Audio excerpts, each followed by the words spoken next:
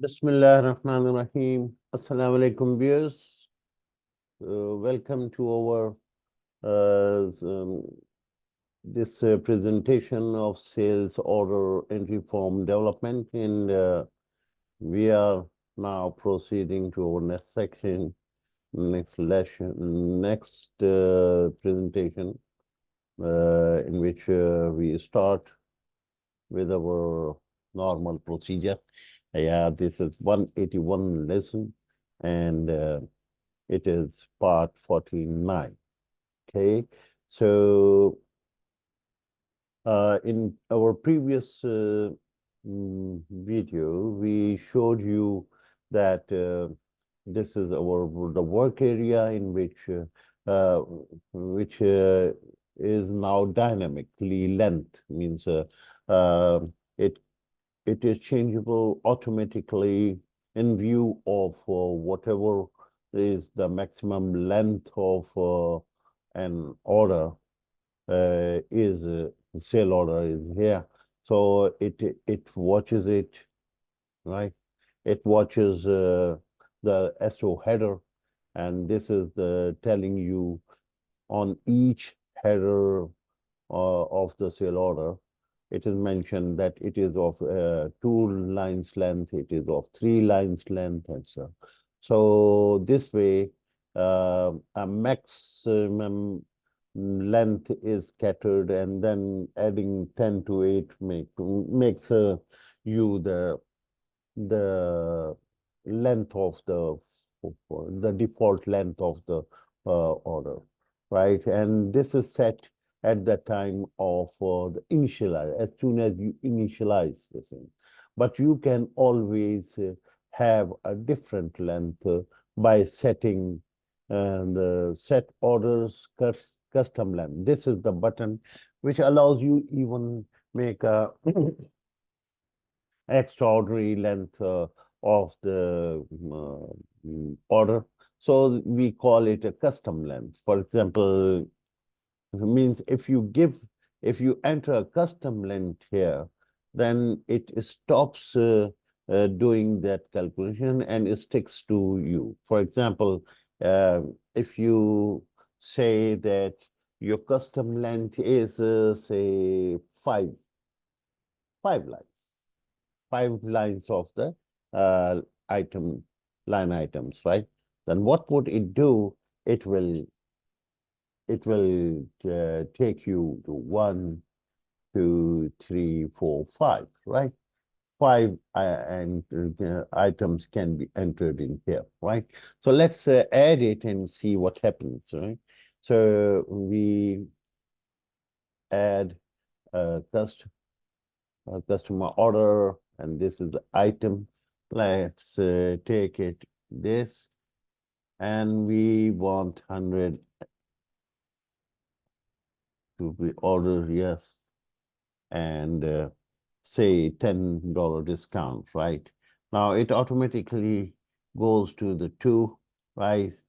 We take another product of 100 quantity, and we give $10 discount in here as well.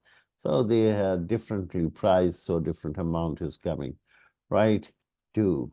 Now, as you can see that it is on the background showing you that it has completed this area. 1, 2, 3, 4, 5, 6. Okay. So as soon as it reaches the last row, so we have to see what happens, right? So say 100, we quickly do this here. Okay, now seasoning after this evening is the oil. Okay, send 100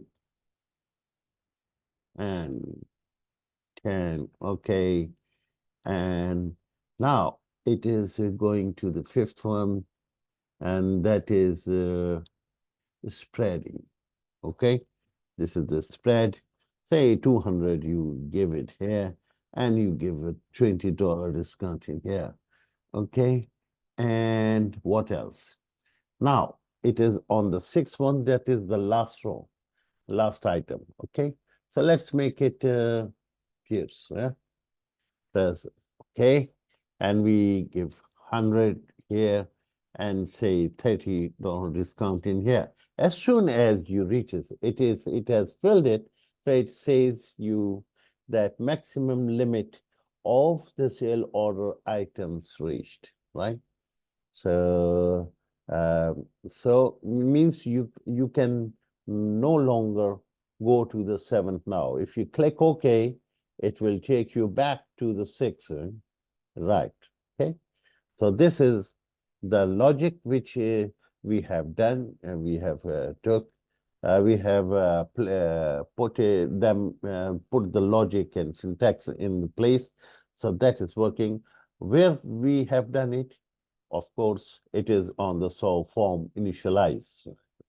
So as soon as the form is initialized, so it makes the length of the sale order in place, and so that you can work within that boundary, right? If you and it will make sure that you don't exceed that range, right? So this is the question that why would we like to do this? Why not we keep it free and mm, free of the boundaries and so that is the reason behind it is that there is a limitation. There are certain limitations which will come if we don't do this. The main limitation is that this list box has a source behind it. This is the source. If you see in the background, this is the source of what? Of this list box, right? And the length and width of that cannot be changed during the runtime. It will take you out from the system, will generate the error. Maybe it will take you out from the Excel itself, and you won't be able to continue that.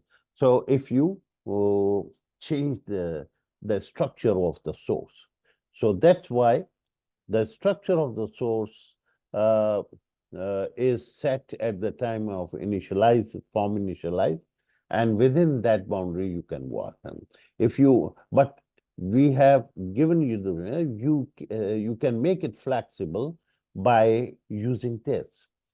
If you want a large order to be of length, for example, 80 or uh, say 45 lines. Okay, you mention it. Now it is going to take you to the form which will accommodate 45, 46 entries. That's right. Now this time you can go on and enter this. Okay. So I want to show you that how is that code that is working on to manage all these things, right? The limitations of the entry. The users are restricted to enter to the within the while remaining within the boundaries, right? They don't exceed that. So to see that where it is being done, you are going to go to the developer tab, go to the Visual Basic, then you go to this sale order form. In the sale order form, as you know, we have a form initialize, user form initialize. And here you can see that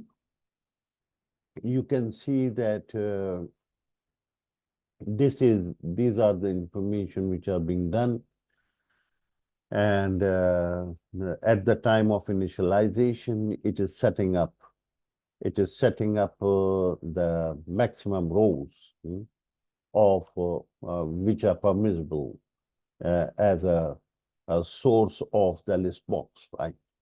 And then we go to the form, and at the time of entry of this, yeah, if we click here, we double click here, this is, so this is going to tell you, this manages, means that how many uh, restrictions you can pose. For example, there is a restriction that you, if you enter an already entered item, so it will return you a message, this is already entered.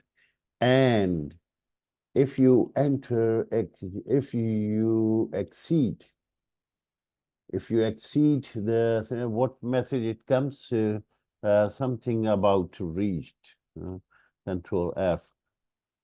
We can go directly to the message, which is here, that in which we have used the word reach. Yeah. So this is the maximum limit of the sale order items reached. So this is the way where we have used this item, right? As soon as you enter the discount, it goes on and check if it is exceeding the length, if all the items have been entered in this row, like this.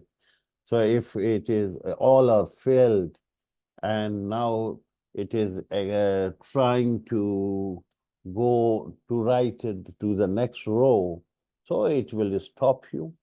It will stop you. It will make the serial number uh, deducted by 1, so making it back. So it does not, so that a user is not allowed to go beyond the limit which have been stipulated. Okay, so this is how it is being done, and you can put a breakpoint and you can analyze it. First of all, this part is that it is calculating the total discount, total amount, and then uh, as soon as the discount is entered, and it checks what is the serial number is, and each time it increments the serial number by 1, it checks if that serial number is falling um, within the expected limit of the from the source area of the list box. If yes, then nothing is doing. Otherwise, it is going to display you this message, right? So this is how it is done, and I have shown you the code as well, and you can keep on doing try them out, right? This is the normal manner in which it is taking 10 or 20, 12 rows as a default, because you have not uh, entered a custom length, right? So both are available. Both options are available. You can use the custom length of your sale order if you have a certain number of items in the order which you are making, or the default, or you let the system decide that what is the optimum number of rows are required, right? So this is the next thing, and in the next few we will check it out, that how it works in an existing scenario, like existing order. If you enter existing order, yeah. So this is showing it all these things. So since this is already shipped, nothing can be modified. You cannot modify anything because the item is already shipped, right?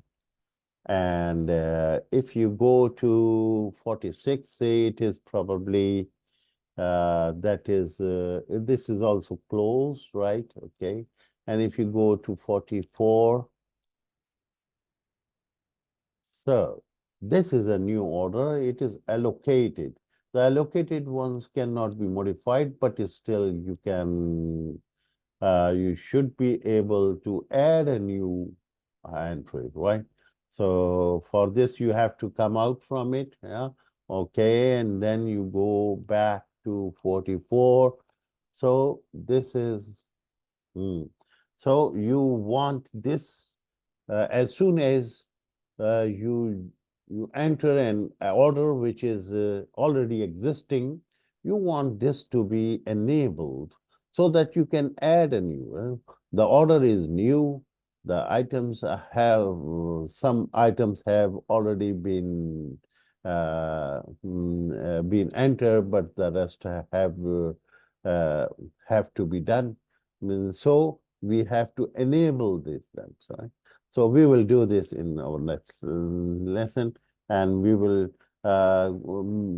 are our journey is towards the perfection. Gradually, we are making it, finding the problem and rectifying it and developing it and making improvements. There is always a room of improvement. So we should make as much improvement as possible so that our further next steps, the things in you are more systematically done so that the less work we will be requiring to do in case of purchase order forms and other things.